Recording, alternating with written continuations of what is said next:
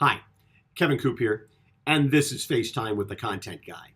So obviously there have been a lot of stories in the news lately about people and institutions not behaving particularly well. The good news, I suppose, is that people are actually standing up for themselves. People who would have been victims, who would have been targets, are now standing up and saying, I'm not going to be a victim anymore. I'm going to expose people who have not treated other people well in a way that they should have been exposed a long time ago. What we don't know, and I suppose we won't know for a long time, is whether or not we've actually reached a tipping point. Are we actually at a point where respect for human dignity is going to be a core value and a priority as opposed to just an afterthought?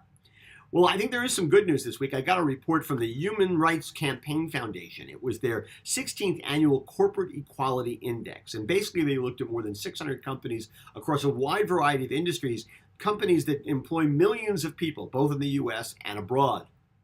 And basically, what this report found was that more companies than ever are dealing with members of the LGBTQ community in a way that provides them and allows them to have the basic human dignity and the access to opportunities and things like healthcare. More companies are doing that than ever before. And this is a really positive thing. And one of the things I'm going to do is I will provide in the text version of this commentary a link to where you can see the report.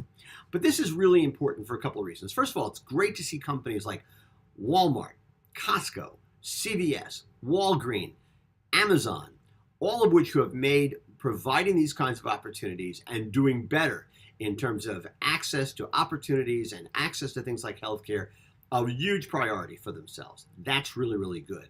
The other interesting thing is that private companies or companies in the private sector are stepping up at a time when government would appear to be stepping away from offering those kinds of protections. Private companies are stepping up. And listen, that's because private companies know that people are their best asset. They know it. They don't always act like it. But in this case, they're saying, listen, we can't afford not to have really good people. It doesn't matter any of the other stuff. If they're good employees, they're invested in the success of our business, we want to be invested in their success. And so they're stepping up in a way that government's not. I think that's really a positive thing. Now, listen, we have a long way to go. It's not like we're some sort of panacea. It's not like that everything's all rosy. But I think we're heading in the right direction, and that is really positive. And it's good to see that companies who are establishing standards that actually speak to the better angels of their nature, as Lincoln would have put it, as opposed to the lowest common denominator. Anyway, that's what's on my mind this morning. As always, I want to hear what's on your mind.